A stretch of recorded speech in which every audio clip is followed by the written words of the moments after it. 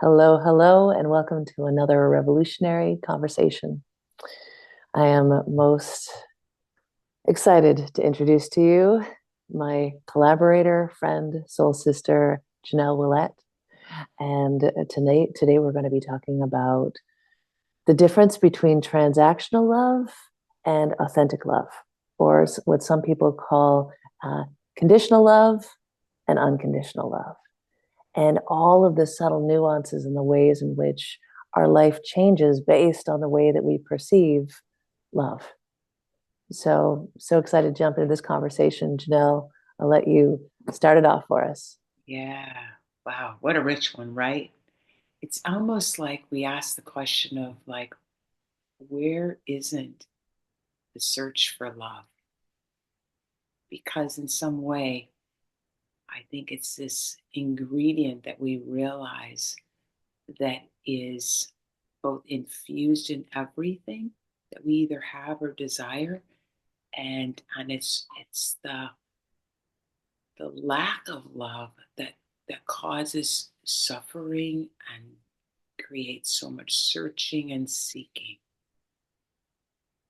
So, in a way, it's like, how can we break apart the fact that love infuses everything? And that's the um,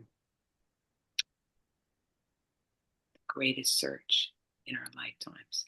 Because if we can get the search and the satiation of love melded and harmonious in our own lives, everything flows in such a benevolent way, regardless of what seems to be going on outside of our own selves. So we're going to just dive into that a little bit so we might be able to peel away some golden nuggets. Mm, I'm so excited about this conversation because it's so immersive in where I'm at in my world right now. And I remember it wasn't that long ago, maybe like a week ago, maybe 2 weeks, where that definition of love came through. And we've all heard this before, like love is everywhere, everything is made up of love. And meanwhile, from what you just said, Janelle, that reminder that it's the absence of love or the perception of the absence of love that we're that makes us feel like we're lost or we're seeking or we need to constantly search for, when in reality it's something within us that has forgotten that love's already there. And we're really continuously throughout our lives working at remembering that it's already there and looking through all of our blocks, all of our traumas, all of our experiences where we've shut ourselves off from it, knowing we're the ones that are in the way. We're always the ones in the way because otherwise we would just be and we'd be comfortable just being. So, this journey of becoming and remembering who we are and coming home to our wholeness is truly uh, one that involves looking at, like we're doing today, looking at the difference of how we allow love and receive love and in the form that it comes. And I know that for the past bit of my journey where I've been like deeply introspective about love, that opportunity to recognize like I'm way more receptive to transactional love, to an outcome that looks a certain way. It's like a masculine, like linear construct of love. Uh, I give you this, you give me that. Oh, that feels good. Right. And I know exactly what to expect. And so do they. And it Yeah. feels like it's complete. Right. Which is so much of a masculine brain, like linear processing model of love. And it's one that I've had many conversations with people about since I've started to dive into it. It's almost the most common of love, not unconditional love, but transactional love is way more familiar for most people than unconditional love. So much so that many people get uncomfortable when they're gifted unconditional love. It can actually create discomfort and Been there. unsteadiness, unsturdiness, because the self sort of flounders at, what am I to do? I can't just sit here. And I feel powerless and worthless without doing something to earn and to let this happen. And so that's really where I think the both the root and the portal of bliss lies, where both are there, and you can really utilize that that cornerstone where that quest of seeking comes from. What is it that we're really seeking? Because transactional love can work very well for a short period of time. But if you really take some introspection, we realize, or many of us who are trying to seek a different way or to have a different view, to see that that earning never stops, that seeking never stops. Once that transaction is fulfilled, boom, one quick moment, you're looking for the next transaction. And so there's never this fulfillment and this satiation that you actually feel worthy of love. It actually propels unworthiness because we become so successful at earning that unless I'm earning, there's no love to, that's welcomed in. So it's that simultaneity of paradox of, I think the question is, what is our relationship with love itself? What is our relationship with love? That's a good question to just ask, and for everybody listening and watching right now, like, ponder that for a second. What is your relationship with love? Based on what we've been saying, are you more familiar with transactional love or that genuine, authentic love? I know for me, even it was yesterday. Yesterday was a big day of like looking at love. So it's perfect we're having this conversation today. Uh, I was on the beach, and I remember just having this conversation with God on the beach as I was walking. And I remember just saying, like, God, like, what is it that I need to do for me to put you first? This is the latest part of my journey, is like, how do I put God ahead of all of the other people in my life? Because I've always put everybody else first. How do I put God first so that I've got me first and my divine self first, and then I can be of best service for everyone else as well? And I've been, grappling with this one and doing my best to not be in my logical brain, but it's challenging for me because that's the more familiar one for me. And as I was on the beach, I remember just feeling this message come through, just let me love you. And I remember just going, oh, that's so hard because I haven't done anything to deserve that love. Like, what have I done? Like you said, how have I earned this? Mm-hmm. And a client later in the day was actually talking about God as well. He said, I don't have to earn God's love. I am a child of God. And in being a child of God, I, Mm-hmm. God loves me. And I was like, oh, for him, as he stated it, I could feel it in my whole body. That was true. He did not doubt that in any part of his being.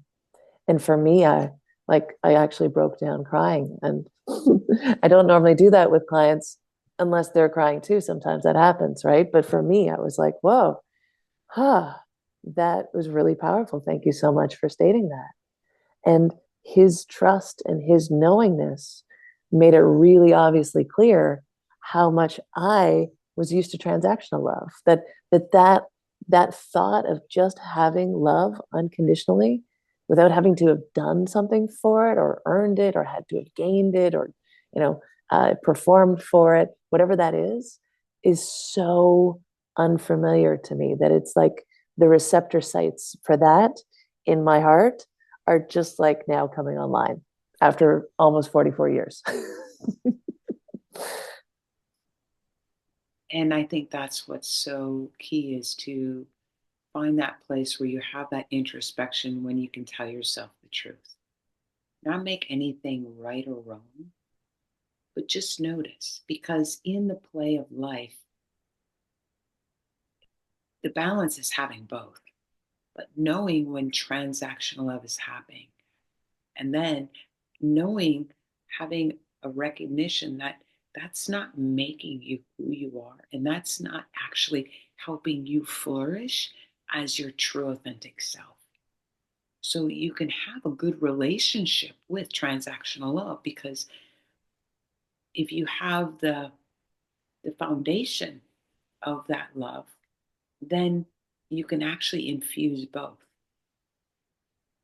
right? So you're not denying any aspect of love, but the truth is, you know that this has an intonation of transaction in it. And actually, if you can be in a place where you're holding truth of who you really are as love, you can gift and infuse everything in life that has transaction to it a little more gold, of a greater aspect of authentic love. And I think in some way it actually ties to purpose, because when we're actually in doing something that's really purposeful for us, we have that naturalness of wanting to express what it is that it's our gift. Look at great artists who are songwriters and poets, and people who have an expression that's very much valued.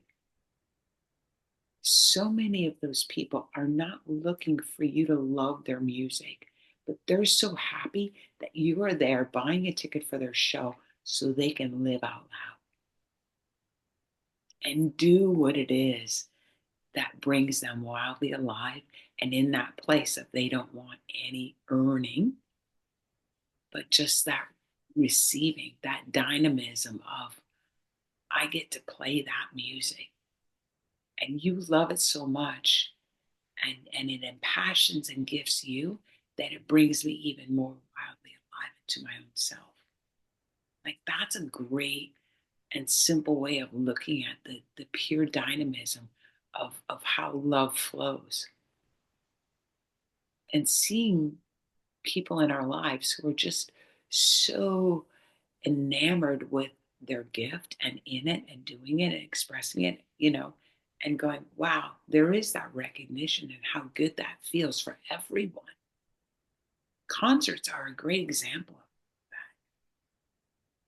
People come to that concert because they're moved by that music, by that connection, by that collective energy where there's such pure flow. No one's looking to gain anything particularly. The people are in the audience are there for the gift. They don't know how it's going to happen, how it's going to unfold, but they're pulled to it. And the person on stage is just fully alive, sharing and expressing.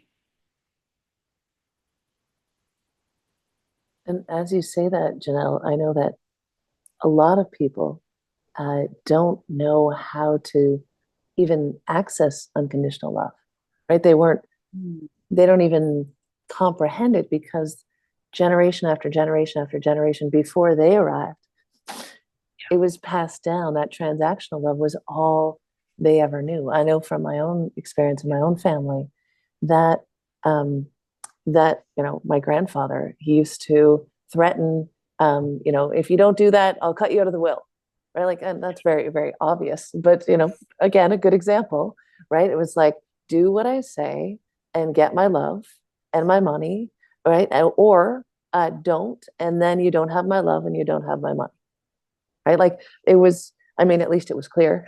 Sometimes Yeah, it's more yeah, passive aggressive in that regard. But then that was passed down to my mom, then that's passed down to me. Then, like, if we don't break the cycle, it doesn't disrupt itself naturally, or it does, but it takes longer. We can be proactive about it. How would you recommend, or how did you start to experience unconditional love so that you could share it? Because that is not as common. yeah. Well, I think the key is to find out a part and a place in your life where you feel you can be so authentic unto yourself. Because we all have that golden nugget, that golden nucleus from which we know and recognize the purity of being or the simplicity of love. Like, I know people who finish their day and then they go in and to their art studio and they just jam and they just feel the expression, right? So they come alive into themselves and they're feeling peaceful and content inside themselves. They're not doing this art so that they can sell it to somebody. They're doing it for the sake of itself. And they realize they're so enjoying the state of doing and being simultaneously. So, what is it that you love to do, or where you love to be? Do you love to be in the forest walking on the earth? And you recognize no one's asking anything of you, and you don't feel like you're being pulled to give something or to do something, or um, your behavior isn't being judged or analyzed in any way, where you just feel free. So the key is to find a place inside your own self and in your own life where you just feel free to be who you are, because that's where you recognize that you're just deeply content because you're feeling love in what you're doing and who you're being. So it has the most power and the greatest innocence. And then if we can find that place, you can just really begin to germinate that seed and go back there often. Like, for instance, if it's that 10-minute or 20-minute or 2 hour walk in the woods or along the ocean or whatever that is that you do, jamming, playing some music, listening to music, dancing. It's so important that we do that so that we're nourished and infusing ourselves with that love elixir and recognizing how it's right there. And that begins to change the searching and seeking out there because there can just be that recognition. Mm. And that it's interesting as you say that because it's almost like the transactions that we make for ourselves, the energy that we put into our own creativity, right? It's not like it's earning. It's not. It's a different kind of transaction because it's turning something from giving energy to that thing that makes you come alive, that rejuvenates you and brings you into a space of unconditional, you know, energy, movement, love, Yeah. yeah, authenticity in yourself, right? Living love. People think about it and they try it on, they wear it, and it's like, ugh. And then they come home and then they're not that. That's not living love. So what I'm saying is like just get to the heart of the matter. Where you just totally love doing something and do that and realize while you're doing it what it's doing for you. Like I remember when I was in my um, grade school and junior high years, I hated school and I didn't really resonate with anybody in my class. And so I could feel I dreaded it, right? And so this genius aspect of myself knew to go do something before school so that no matter what happened during that day, I could be not touched by that because I was going to fill myself up with my own gold. And so, what I did, because I grew up on a farm, is I'd wake up at 5 a.m. and I'd go help my dad with chores. So, I grew up on a dairy farm and he was milking cows from 5 to 6. And I would go feed the calves and the chickens and the this and the that. And I was, you know, enamored with the starry sky and got to connect with the animals. And I was feeling purposeful. I was feeling connected with that which was truly real and really true.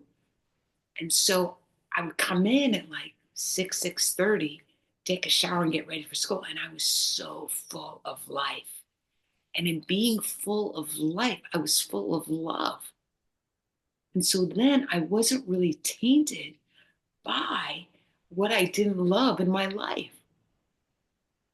And so the key is, as much as that's a long time ago, I remember that. So to this day, I know to give myself of that goal, if it's not the first thing of the day, at least once or twice during the day, and I'm good to go. I don't care how anybody behaves around me or what they pull from me or try to take or to, put upon me in whatever that transaction of living life is, because I'm already full. My infinite reservoir is good. So it's a wellspring. So then I can go out in life and to offer that elixir of I'm so passionately alive. And that creates even this natural boundary. So simple, but yet so profound. That's my secret. And everybody can find that secret for themselves. And then you're not looking to, for someone or something else to fill you up. Because only you really know what that elixir is. It's going to make you so very alive and present, and you'll just feel that spark of life, and people will receive it, and they'll actually begin to create a dynamism with you because you have begun to foster that inside yourself. You're giving the world around you a gift. Mm.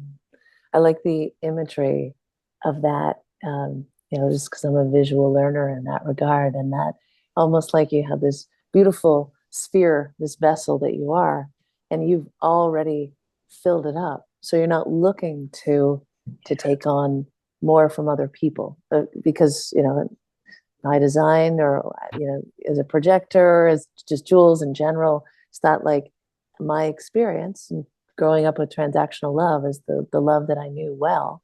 um, that experience of going, oh, I need being the operative word, right? I need this, so maybe I'll go over here and get a little bit of that and get a little bit like a smorgasbord, in my reality.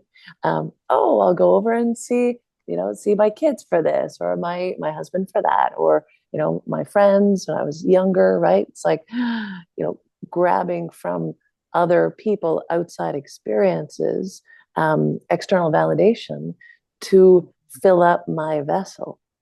When, as you describe it in that way, it's like you fill up your own vessel. And this has been my experience of like putting God first instead of trying to match it with someone else or other people. It's like, oh, why not pick from a really whole source so I can feel whole already and complete already, so that I'm not having to search and seek and need in that regard. So is that what you're saying? Is that like it's You, that's a little mentalism for me because, I mean, it could be God, it could be source, it could be joy, it could be love, happiness. So it doesn't, people don't have to go do a spiritual practice because to me, the prana, the life force that animates you genuinely is love, is source. The key is not making it challenging, not making it a mental thing of like, oh, I should be filling this up. It's like, no, go do what you do and then recognize that, oh my God, I'm ecstatically alive. Let yourself witness that. Don't go try to do it because that's still the ego trying to like make something happen. let life fill you up. Become available. Go out where you can just feel so safe that you cannot feel the boundary, and drink it in and feel for yourself that life force energy. I remember probably the first time I began to feel that, because I I started my life, feeling um unenamored with life around me and the people I didn't resonate with. And that was a time when, like, I was 16, I lost my best friend. So, like, the one person I had was gone. And I was like, all right, now I'm the only person on the planet, right? So I felt very alone. I didn't connect with my classmates and my community, right? That's the thing of a black sheep or a white sheep, or someone who's born as a leader, born with a gift that they're to bring to fruition, that one gift that's so unique that people don't recognize you. Know that that's your gift. Bring it to fruition and be that gift so much that people can recognize it, and that you don't need anybody to validate, because that's the jewel in exactly the opposite of transactional love. Just finding that part in yourself. This is like, man, I am the life force energy. I am the prana. I am the gift. Whether that's in real estate, or in art, and in being a service attendant, or in being an author. Just be that with all your might, with all your focus, with all your love. Love it up so much and do it with so much grace, presence, and passion that people can feel it come from you, seeping out of your pores. Mm. And we all know what that feels like, to be around someone who's just exuding that degree of life force energy. It's like So in love with exhilarating and life and that inspiring. nothing could touch them. And that's the thing of, like, once you've got that and you foster it and you work with it, you recognize when you don't, because you go, whoa, that you don't realize how important your routine is until for some reason you don't have it. And you go, oh my God, that is really powerful, because I'm a better me, and I'm a better mother, and I'm a better person in the world, and I'm a better community member in all those ways. Right, so it's finding that way to cultivate that inside ourselves, and then you can actually see with different eyes. Of course, hard things happen to me, and there are great challenges, but what I've recognized is it doesn't um, penetrate my inner sanctum, my inner self.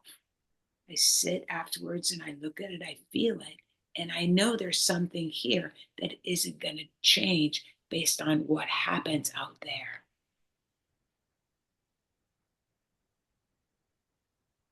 And that's the biggest difference in transactional love and authentic love as well, is that no matter what, in a transaction, there's an up and a down, and there's a good and a bad, a cause and effect.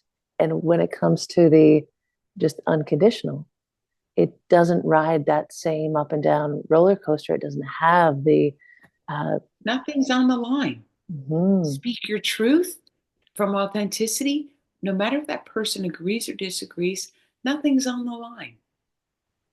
But in transactional conditional love, everything's on the line.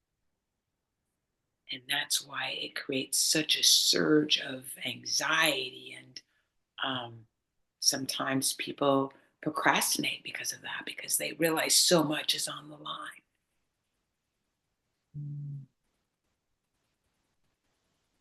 Yeah, it feels pertinent to where we are right now in humanity, the drama and the highs and the lows, and it's getting pretty extreme out there, and different environments, or all the environments in different ways.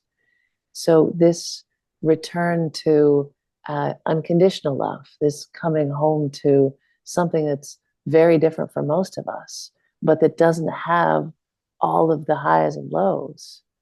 is one of those, it's finding that place in the mind and the body and the experience to go, oh, yeah, like that's something that I want. That is something that feels way more genuine. It satiates me. It feels like it fulfills me. And I don't have to, it's not like fast food love where I'm just eat some, I feel great, like candy. And then, oh, now I'm hungry again. Gotta go get more. Right? It's more level. It's a simple, loving self-care practice. It's like one thing that makes all the difference. And it's not for you to believe me, but to go try it out and see for yourself. Because once you start, really feeling yourself with this and feeling your own invincibility from the inside out, and really it's about falling in love with life and all of life so much that you can open your arms and your heart to everything that's going on and know that you're just here to be a contribution of good, right? To think that we have influence with things that we have no control is such a waste of energy. So really begin to think about where you're spending your energy, right? It's actually really, if you want to get in your mind, what's energy efficiency and effectiveness is finding out how to best spend your energy for something that has influence,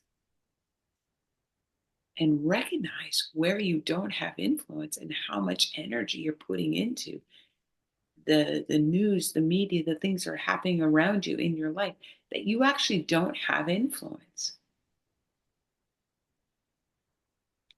And It's then take that bundle and go, wow, take it apart and go, right. So where are you really going to connect your energy, your attention, your love, and your presence? because if we put it on the things that are really important that we actually have influence over, then if everyone did that, I just imagine the whole world did that instead of putting energy and attention on the things they have absolutely no control over. How much more agency we have in the places that we really care about and want to have influence over and agency over. That would be huge. And it's not closing yourself down to or denying or avoiding or separating yourself. It's just letting it all be. You just let it all be. A lot of this is just the Maya. It's just the cycle of life that's playing itself out. Let it be. Let it do its thing. Your greatest gift is to be at the eye of the storm. And people will feel and see that, and they'll start coming closer to the eye of the storm and the center of their own center. What could be a greater gift for you to contribute to your own life and to everyone around you? And yet again, that beautiful reminder of the most powerful place that we can put our attention is on ourselves and our own inner journey, because it does dramatically influence and impact the lives of the people around us. Yeah. Thank you so much, Janelle. A joy. Feels like that's a beautiful place to end. So we just thank everyone for joining us today. And this revolutionary conversation is one of many. So if this is the first one that you're seeing, please check out all of our other revolutionary conversations on Spotify and on YouTube. And we also host a bi-weekly Golden Genius Mastermind, which everyone is welcome. Bi-monthly. Bi-monthly, sorry, bi-monthly. It happens every 2 weeks. There we go. So as not to confuse anybody. On Wednesday evenings, or depending on where you are in the world, I should say that Pacific Standard Time, it's 4 p.m., 7 p.m. Eastern Standard Time, 8 p.m. on the Atlantic coast in Canada, where I am. And that is welcome to everybody. The first 3 times are free, so you can get a feel of it. It's different every time. And we'd love to see you there. Or if you have any comments, please reach out to us. Send us an email at goldengeniusmastermind@gmail.com, and or reach out to us on social media. I'd be so happy to connect with you. And is there anything else you want to leave our listeners, viewers with, Janelle? Just be wildly in love with love and find that love inside of you and live it. The greatest gift. And with that, we say thank you. I'm looking forward to seeing you next time.